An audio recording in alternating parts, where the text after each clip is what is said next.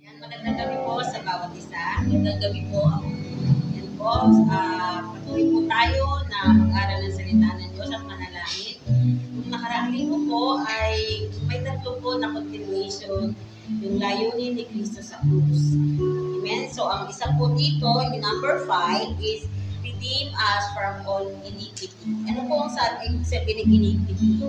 Ito po yung mga kasamaan. Amen po. Ang layunin ni Cristo, tayo po ay matubos sa kasalanan, sa kasamaan na nangyayari dito sa atin.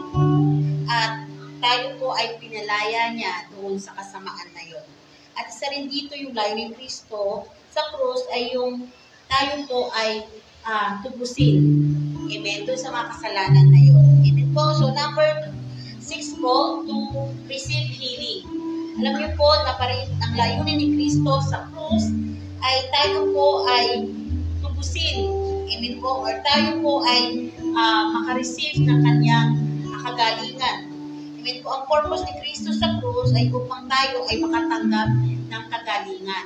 At yung kagalingan na yun, amen po, ay matagal nang ibinigay po sa atin. Napako siya doon sa krus ng Kalbaryo, nasugatan. At dahil doon sa mga sugat na yun, ang lahat ay nagsigaling. So tayo po ay may kapangyarihan, amen, na palayasin ang sakit na yan kasi ibinigay na ng Diyos ang kagalingan. Alam ni Jesus na kailangan po natin ng kagalingan. Kaya siya ay napako. Isa po yun, no? Hindi lang sa ating mga kasalanan para tayo ay maligtas. Binigay ni Jesus sa atin ay yung karapatan. Amen po ang kagalingan. Karapatang kunin natin ang kagalingan. Ito po ay isa sa layunin ni Jesus, kaya siya po ay napako sa krus. Ang tayo po ay gumaling sa ating mga nararamdaman. Physical po ito. Amen po. Dahil nabayubay si Jesus po sa krus ng Kalbaryo dahil sa ating para tayo po ay maligtas at gumaling. Yung number 7 po is to receive His promise. Alam niyo po, ito po ay by example si Pastor Maya, ito po yung tatlo na alipin na yung dalawa po ay paparaphrase lang po natin. Yung dalawa po ay gusto na umalis kasi 7 years na silang naglilingkod doon sa amo nila. At ang sabi nila, gusto na namin kunin ang aming kalayaan kasi 7 taon na kami ay naglilingkod. Ang sabi ng amo, sige, pagbalik ko, ibibigay ko sa inyo ang kalayaan na yan. At yung isa po ay nakita ng amo, naglilinis siya, sabi niya, ikaw, hindi ka pa, nag-stay ka pa rin dito, hindi ka pa ba aalis din? Ang sabi po nung isang alipin ay, gusto ko po, sabi niya na, ang kalayaan ko po ay nandito. Sabi niya, hindi ako aalis. Amen po, dahil ito po ay inuoan niya. Amen po, hindi sa commitment natatapos ang paglilingkod natin. Matapos po ang commitment hanggang sa muling pagbabalik ni Jesus.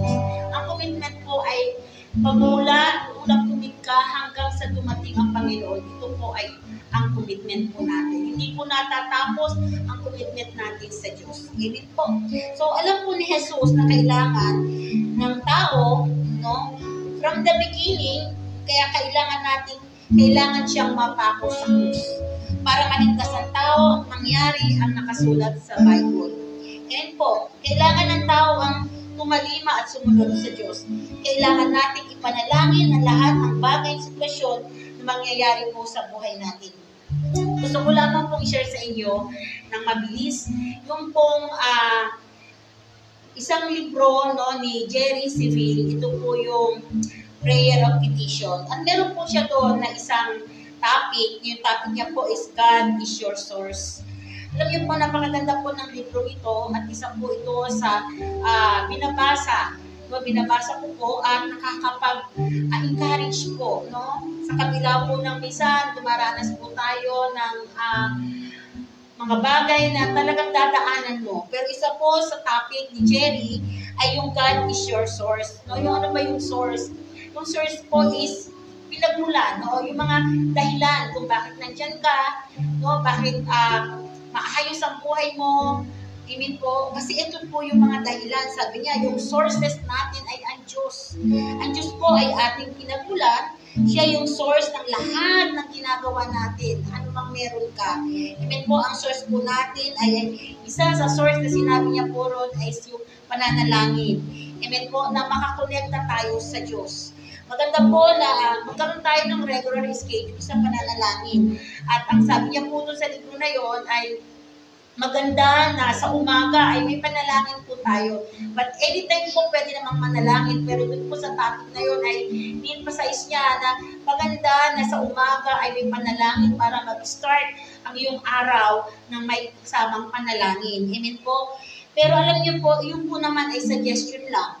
Pero mag-ingat din po tayo sa ginagawa natin sa pananalangin. Kasi minsan, ang pananalangin po ay hindi po isang obligasyon. Ito po ay relasyon natin sa Panginoon. At ang pananalangin po ay, ang prayer po can become meaningless and have no powers if we don't just do it. Ibig sabihin po, hindi magiging meaningful ang prayer kung ito po ay walang kapangyarihan. Kung ginagawa mo lang kasi kailangan. So, kailangan po ang pananalangin ay mayroong kapangyarihan. We must want to learn how to pray. No, malaman natin kung paano yung tama na pananalangin because God has called us to pray. No, tinawag po tayo nung born again ka, kasama na dun yung pananalangin po natin. Kailangan alam natin paano manalangin dahil tinawag tayo ng Diyos para po sa gawain ng pananalangin o ministeryo ng pananalangin. Alam niyo po sa Matthew 21 verse 13, alam niyo po to, sabi niya, my house shall be called a house of prayer. Ang isa po sa source na pwede nating pananalangin, pwede tayo manalangin ay sa simbahan. At meron din po, siyempre po, sa personal po natin ay sa bahay, no? May kasunod pa rin po sa sinabi doon. Kung maalala niyo ang kwentong ito yung nagalit si Jesus, amen po, doon sa templo dahil ginawa po nilang parang palengke, yung hindi parang talagang napakarami no, ng mga paninda. Kaya lahat yon ay kanyang tinumba kasi sabi niya, ang simbahan ito ay simbahan ng palanginan. Amen po, my house shall be called the house of prayer, but you are making it a den of robbers. So, ibig sabihin po, nung nagalit, no, supposed to be, sabi niya, ang bahay na to, o simbahan ito, ay bahay ng dalanginan. Amen po, pwede po tayong manalangin anytime, anywhere. Amen po, sa panalangin dapat nakikita at nalaman natin ang resulta. Minsan po, no, sa pananalangin natin, ang tagal ng resulta. Sige lang po, no, patuloy lang po tayong manalangin kasi darating din po yung result. Kailangan ng panalangin natin ay naniniwala po tayo at sasagutin ito at ito po ay mangyayari kung paniniwalaan po natin. We must believe that we have the authority to pray. No, may autoridad po tayo na manalangin. Amen po, yun lang. Kailangan pursu mo ang sarili mo para manalangin.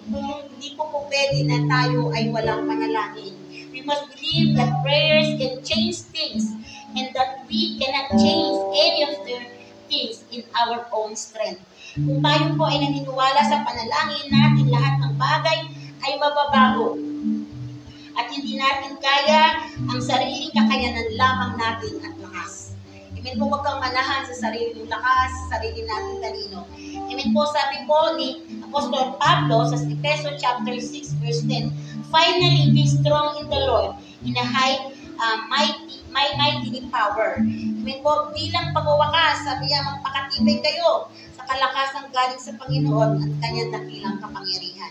Wala pong sariling lakas tayo kung hindi po tayo mananalangin kasi ang isa sa source ng ating kalakasan ay ang pananalangin. Amen po, kailangan natin ang lakas espiritual sa pakikibaka sa mundong ito. Dahil alam po natin kung gaano hirap na ng mundong ito, nagkakagulo na sa Israel, amen po, at mukhang nakasama pa ang Syria.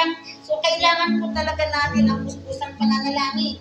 Kailangan natin nakadepende tayo sa Diyos at sa lahat ay anong time ay kailangan maniwala ka at magkaroon tayo ng pananampalataya. Amen po. So sabi niya po, last verse ko po, Psalm 62 verse 5. Tanging sa Diyos lang ako umaasa, ang aking pag-asa'y tanging nasa Kanya. Amen po? Sa Diyos lamang po tayo umaasa at alam natin sa Diyos lamang tayo tatayo at maniniwala at aasa sapagkat nandun po ang pag-asa natin. Amen po? Yun lamang po at ito po si Pastora Ellie. Amen. Praise God po. Magandang gabi muli sa inyo. Salamat, Pastora Lea. At napakabuti po ng Panginoon dahil every Friday, sama-sama tayo na magpapanalangin at magpupuri sa ating Panginoon. At yung topic po natin ay isang susi ng isang Kristyanismo na layunin ni Kristo sa krus. At napakarami pong dahilan kung bakit po ginawa po ng ating Panginoon ang mapako siya, ang ginawa ng Panginoong Diyos na ibigay ang kanyang nag-iisang anak para po sa atin at na-discuss na po, marami tayong nalaman, ng mga kadahilanan, kung bakit siya napako yung purpose po. Alam niyo po ba na during po, sa pagkapako ng ating Panginoon, Jesus ay meron din po siyang panalangin. Meron po siyang 3 panalangin ni Jesus sa krus. Sa kabila po ng nangyayari sa kanya ay meron pa rin po siyang binanggit na 3 panalangin sa atin. Unang panalangin po ay yung dun sa Lucas chapter 23 verse 34. Sa NIV version po, ang sabi niya doon, Jesus said, "Father, forgive them, for they do not know what they are doing." Sabi niya, Ama, patawarin mo sila sapagkat hindi nila nalalaman ang kanilang ginagawa. Mga kapatid, isa ito sa unang panalangin ng ating Panginoon during nang doon siya nakapako doon sa krus ng Kalbaryo, ay may panalangin pa.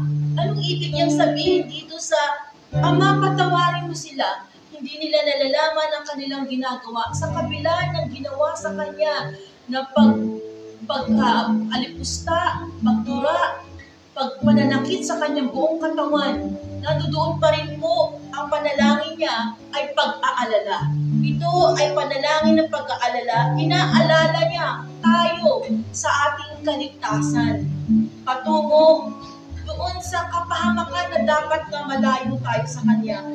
Mawala tayo doon sa kapahamakan. Nandoon pa rin ang pag-aalala ng ating Panginoong Jesus na tayo ay magkaroon ng kaligtasan. Pangalawa, kaya niya sinabi na patawarin mo sila, hindi nila nalaman ang kanilang ginagawa. Sa prayer niya ito yung panalangin ng pag-ibig niya sa atin, mga kapatid. Dahil sa kabila ng inibig tayo ng Panginoong Diyos, kaya ibinigay niya ang kanyang nag-iisang anak. Kaya sabi niya, ito'y paalala, isang panalangin ng pag-ibig. Amen po? At sabi niya, ito po ay isang panalangin ng kadahilanan kung bakit siya napako sa krus sa ating kaligtasan. Siya ang umako. Kaya sabi niya, patawarin mo sila. It is a forgiveness para sa atin. Ito pa yung kanyang dalangin. Amen po? Pangalawa, ang dalangin niya sa krus ay doon sa Mateo chapter 27, verse 46. Sabi niya doon, My God, why hast thou forsaken me? Sabi niya, Diyos ko, bakit mo ako pinabayaan? Amen? So, ito po ay isang panalangin, amen po, ng pangungusap, ng pagpapaliwanag sa ating Panginoong Diyos. Ito ay panalangin ng pagpapakumbaba.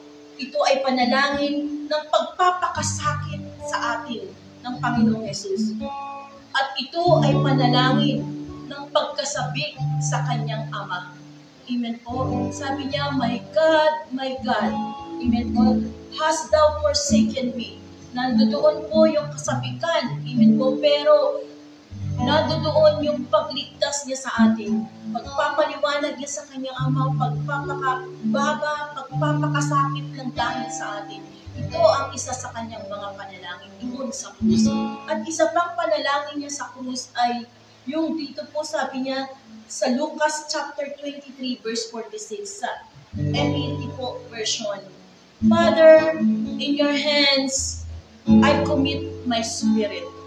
Ito ang dalangin niya, Ama, sa kamay mo ay ipinagtatagubilin ko ang aking espiritu. Pangungusap ng may pagtatagubilin at kapayapaan. Dito na po, amen po, yung pong kurtina ay nabuksan, na-open sa atin ang kaligtasan. Amen po.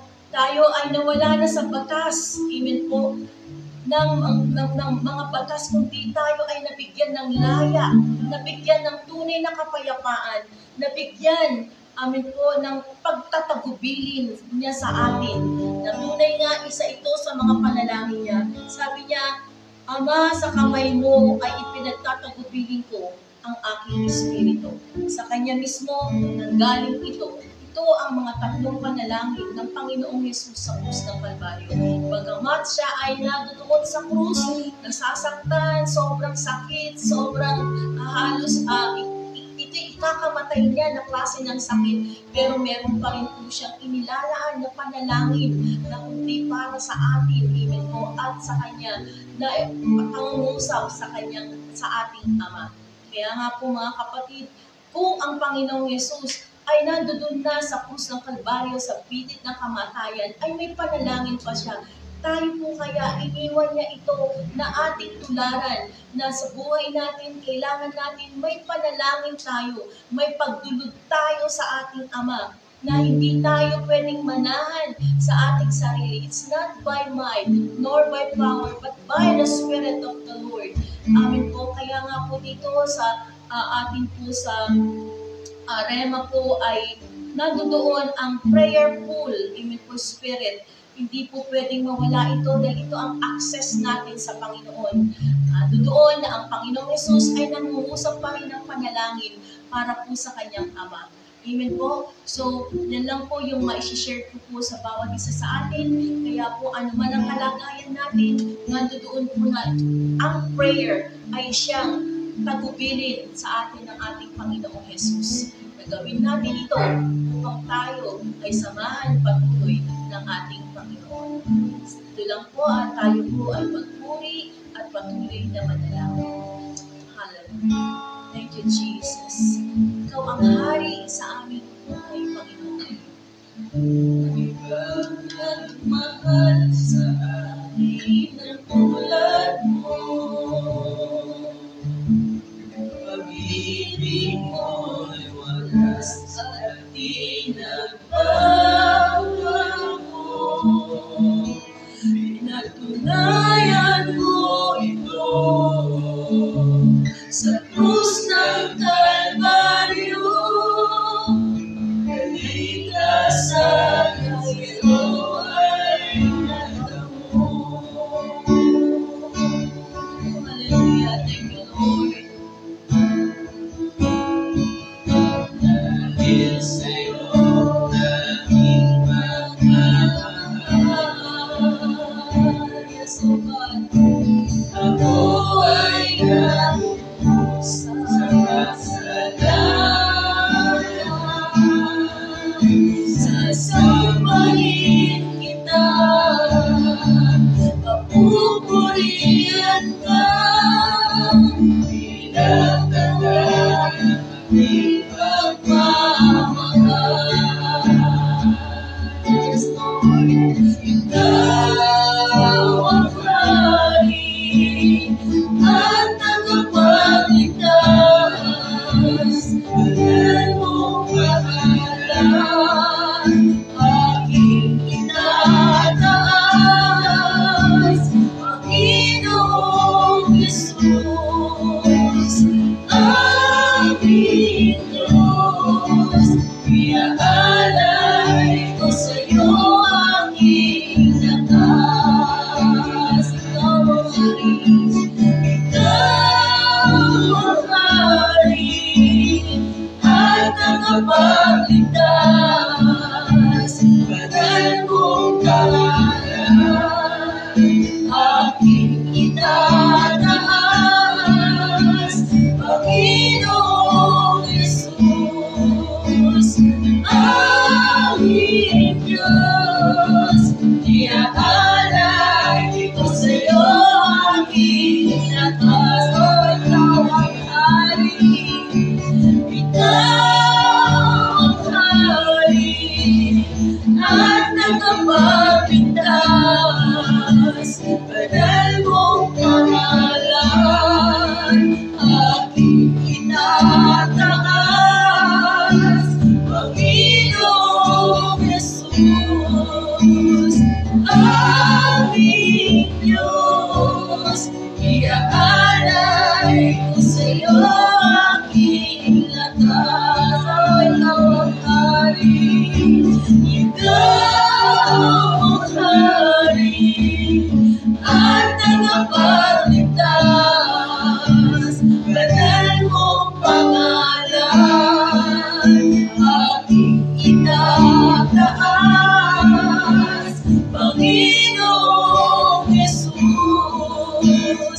aming Diyos, iaalay ko sa'yo aking lakas. Ikaw ang hari, ikaw ang hari, at tagapagligtas, banal mong pangalan, aking itataas,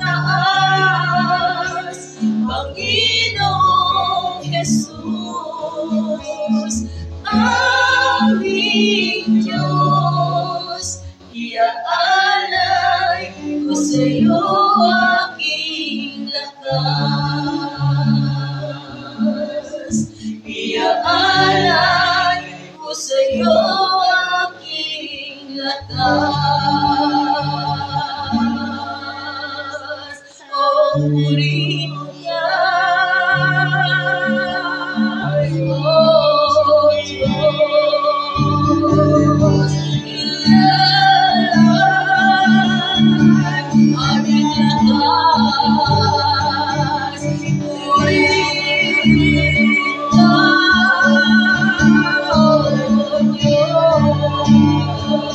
Hallelujah. Sukuri area mamase. Nike harap ato soteya maganda lake dera santo. Nike harap masala lake. Hallelujah. Ore beke dera santo lebe. Hallelujah. Purihin ka, O Diyos, ikaw ang hari. Hallelujah. Ikaw ang hari at tagapagligtas, banal mong pangalan, aking itataas,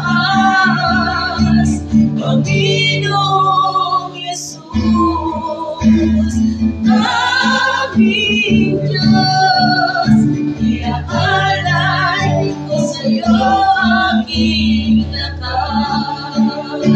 Ikaw ang hari, ikaw ang hari, at tagapagligtas, banal mong pangalan, aking itataas, Panginoong Jesus, aming Diyos, iaalay ko sa'yo aking lakas. Ikaw ang hari at tagapagligtas, banal mong pangalan, aking itataas, Panginoong Jesus, aming Diyos, iaalay ko sa'yo aking lakas. Iaalay ko sa'yo aking lakas.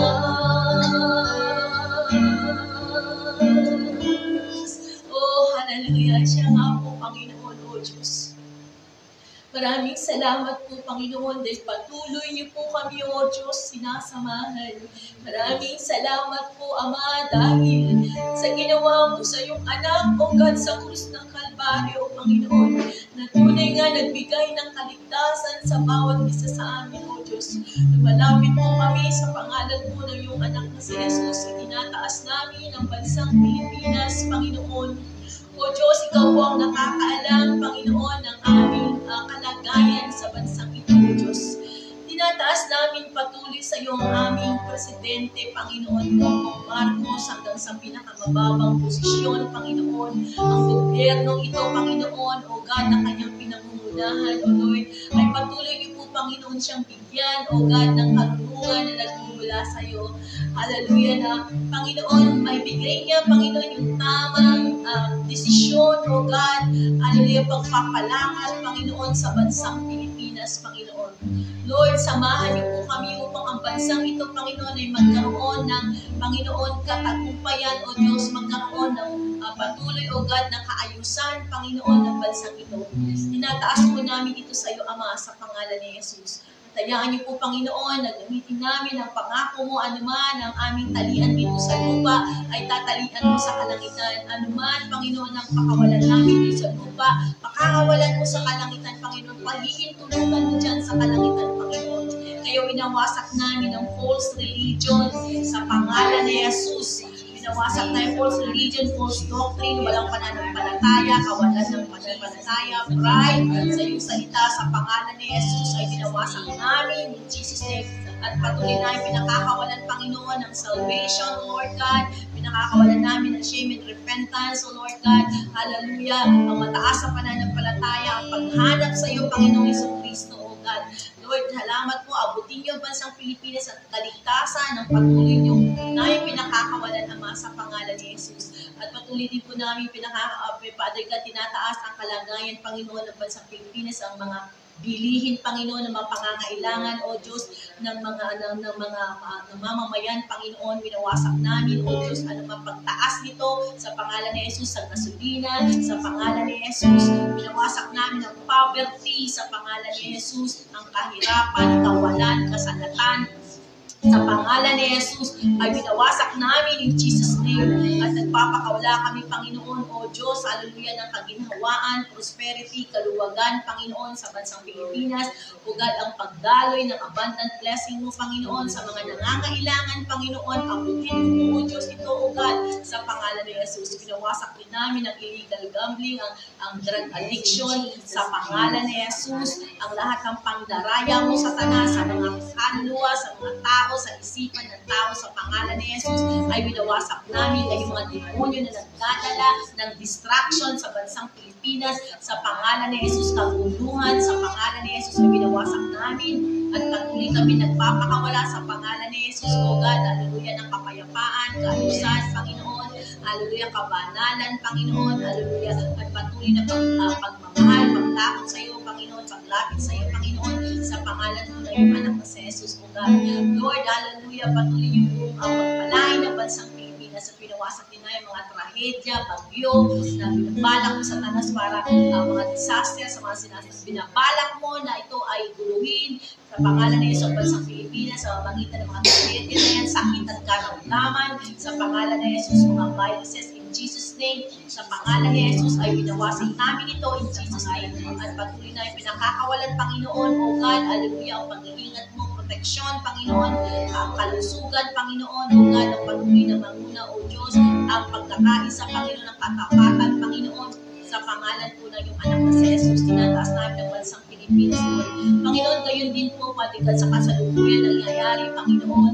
Lord, sama-sama po kami dumudulog sa iyo, tinataas po namin sa iyo ang bayang Israel, O Lord God, ang bansang Israel, Panginoon, O God, ang bansang ito, Panginoon, O Diyos, hallelujah, ay alam po namin, Panginoon, na sa puso mo, O Diyos, Lord, at ang mga ibang bansa pa, Panginoon, na Panginoon, nagiging hindi magkakasundo-sundo dito, Father God, kayo po ang mamagitan, kayo po ang una, Panginoon, hallelujah, at pinawasak namin ang mga klase ng gulo sa pangalan ni Jesus, o anumang mga kumakalat na hindi magandang mga balita, na siya nakakagulo sa pangalan ni Jesus, distraction, in Jesus' name, sa pangalan ni Jesus, at sa mga mamamayan ng mga Pilipino na naaapektuhan doon sa pangalan ni Jesus, Lord, protektuhan mo sila, Panginoon, proteksyonan mo sila, O God, Lord, hallelujah, at patuloy mo rin, Panginoon, ibigay, O God, yung pagkakaisa, pagkakaunawaan, kapayapaan, Panginoon, O Diyos, hallelujah. Lord, alam po namin, Panginoon, malapit ka na dumating, O God, hallelujah.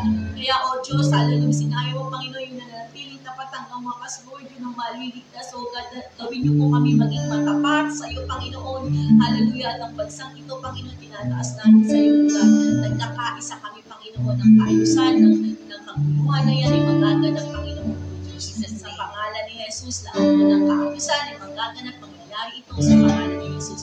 At Lord, tinataas din po namin, Panginoon, O Diyos, ang mga nagbibigay ng mensahe mo sa Rema Philippines, O God, ang mga pastor namin, bigyan niyo po sila ng patuloy na anointing, kabulungan, lahat ng mga salitang na Panginoon, ng encouragement, mag-i-improve sa spiritual life ng bawat isa, Panginoon. Salamat sa mga revelation mo, God. We thank you for your wisdom, O God, na patuloy mo binibigay sa kanila para mag-share ito. Ingatan mo rin sila, kanilang ministeryo at pamilya sa pangalan ni Jesus. Lord, ganun din po, Panginoon, itinataas din po namin sa iyong aming mga kapatid na nasa abroad, Panginoon, ingatan niyo po sila at ilayo sa anong pasok sa kuna, sakit at karamdaman at patuloy na pinakakulan, pag-iingat, protection niyo at sila po ang maging ambassador ng Panginoon ng iyong mga salita na spread ito, Panginoon, sa pangalan po na yung anak sa Yesus at ang kanilang pamilya na naliwanan dito sa Pilipinas, Panginoon, ay pag-iingat at protection niyo. Lord, ganun din po, Panginoon, tinataas ko po patigad ng mga under construction, O God, na mga churches namin. Salamat sa patuloy na binibigay niyo sa amin na vision, Panginoon, yung 1,000 churches, O Lord God, at ano pang mga abutin po namin. Dalhin niyo po aming mga panyapak sa mga simbahan na naisin ninyo at mga kaluluwa na maaabot po namin, O God.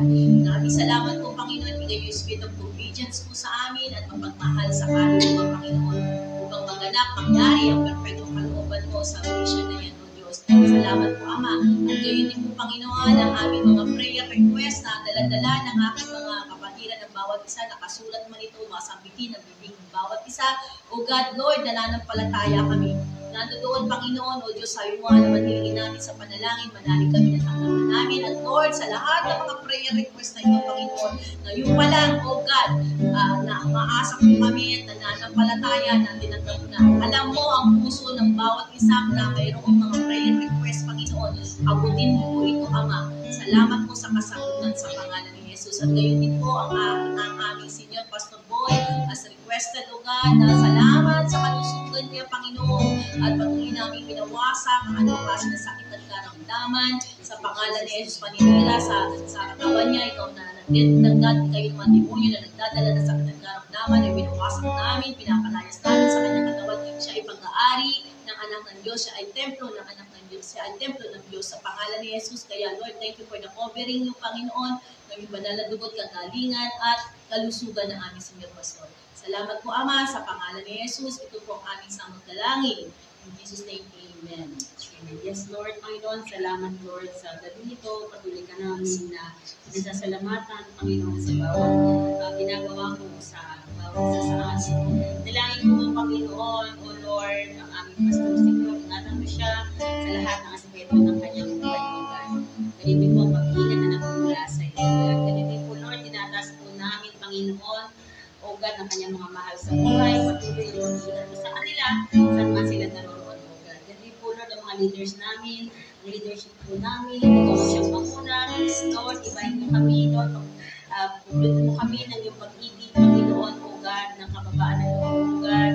Lord, yung mga burden, Lord, and vision mo, Panginoon, ay ibigay mo sa mga leaders, O God, ng aming simbahan. Patuloy mo, Panginoon, ibigay sa amin yung sigla ng paglilingkod sa iyo, Panginoon, ibigay mo sa amin, O God, yung mga revelations na nagagaling sa iyo, O Lord, ay ispilin po ng mga leaders, O God, sa kanilang mga subordinates, sa mga miyembro, Panginoon. Ingatan mo, Lord, pagkaisahin mo kami ng iyong pag-ibig, ng isang layunin na galing sa iyo, Panginoon.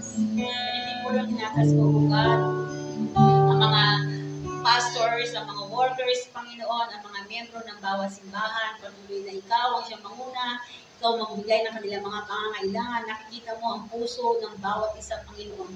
Patuloy na palakasin mo, Panginoon, ang pananampalataya, O God, ng bawat isa sa amin, Panginoon. Mga workers, ang mga pastors, patuloy ibigay ang burden sa mga kaluluwa, Panginoon. Lord, sa paglilingkod, O God, patuloy mo sila encourage, O God, sa bawat ginagawa nila, Panginoon, O God, ay para sa iyo, O God. Ingatan mo sila, saan man sila dumakot na maroon, Panginoon, sa bawat ministry na gagawin nila, ang pag-iingat na nagmumula sa iyo. Ganito po, Lord, mga bawat miyembro ng simbahan, Panginoon, pakilaman mo ang aming mga buhay, Lord, ang bawat ministeryo na pinagkatiwala mo, ang bawat kaluluwa na pinagkatiwala mo sa bawat isa sa amin. Patuloy, O God, na ibigay mo pa yung lalong enthusiasm na paglilingkod, O God. Lord, ikaw ang siyang pumasok sa aming buhay, ikaw ang siyang magbigay sa amin, Panginoon, O God, ng lakas, Panginoon, ang bawat isa, O God, sa mga miyembro, sa lahat ng outreaches, sa mga workers, sa mga pastors, O God. Ganun din po sa mga mahal sa buhay na iniwan, Lord, ang mga workers at mga pastors, O God, ikaw ang siyang magbigay ng kanilang mga pangangailangan, O God. Ganun din po, Lord, tinataas namin sa iyo, Panginoon, ang nalalapit natin. Lord, camping, Panginoon, ngayong October 30 to November 2. Lord, salamat, O God, sa patuloy mo kami na iingatan, Panginoon, sa lugar ng Pinyen. Salamat, Panginoon, sa mga registration. Salamat, Panginoon, sa mga financial assistance mo, O God. Lord, you can provide ang aming Jehovah Jireh.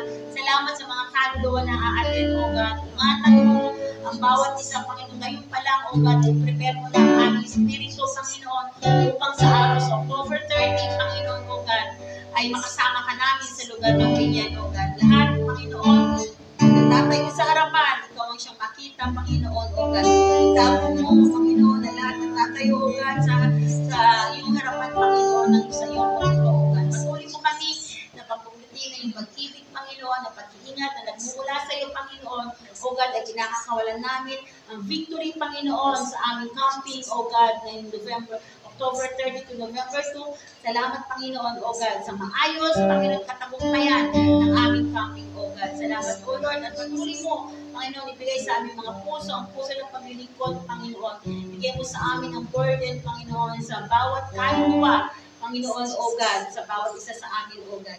Patuloy rin, Lord, tinataas namin, O God. Salamat sa mga kailangan na patuloy bibigay sa mga renta, sa mga allowances. Lord, ikaw ang aming Diyos, Panginoon, O God, na malagi namin, Panginoon, alam namin, O God, naniniwala kami na ibibigay mo lahat ng aming mga panalangin, O God. Salamat, Panginoon, dalangin namin sa iyo ito, at lahat ng ito, Ama, ay i-claim namin, pinoposes namin, at alam namin lahat ng ito ay sinagot mo na, O God. Maraming salamat, ito po ang aming samot dalangin sa pangalan ni Jesus. Amen. Hallelujah. Patuloy po tayo magpuri sa ating Panginoon. Hallelujah. Purihin po Diyos. Sa iyong mabisa, dinadalangin ang iyong pagsanda. Hinahanap ang iyong katwiran. Niyayakap ang iyong kalooban. Nanumalik sa iyong paglinga. Nilalangin ang iyong pagtanggap. Hinahanap ang iyong katwiran. Niyayakap ang iyong kalooban.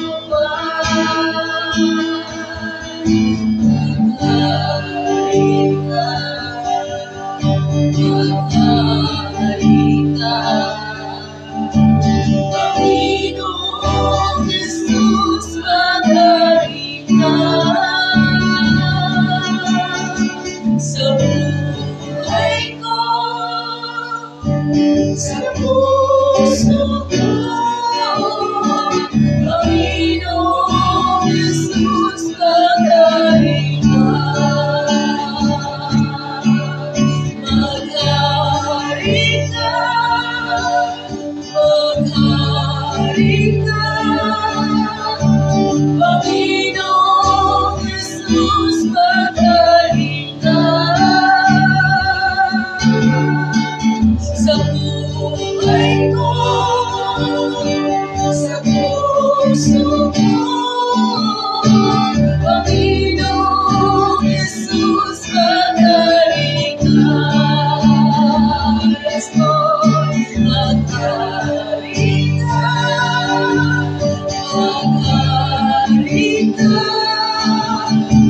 Panginoong Jesus, magaling ka. Sa buhay ko, sa puso ko.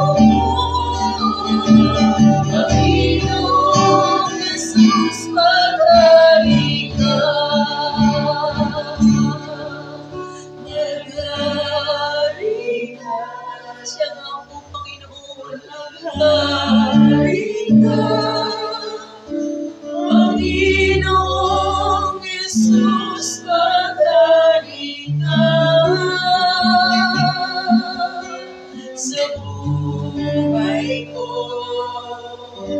sa puso mo, Panginoong Jesus, maghari ka.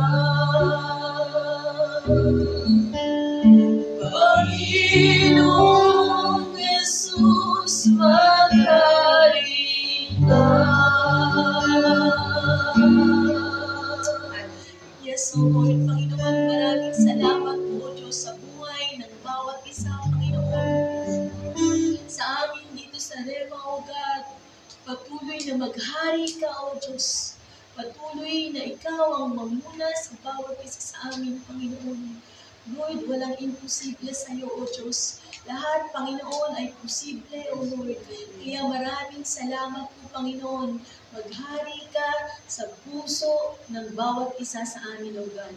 Maraming salamat po, Panginoon. Pinupuri ka po namin at patuloy ka po namin pasasalamatan, sasambahin, dadakilain at itataas ang iyong dakilang pangalan sa buhay po ng bawat isa. Salamat po, Ama. Ito po ang aming sangalanangin. Sa pangalan po ng iyong anak na si Jesus, ang lahat po ng anak ng Diyos na pinagpala ay magsabi ng Amen. Praise the Lord po. Magandang gabi po sa bawat isa. God bless you.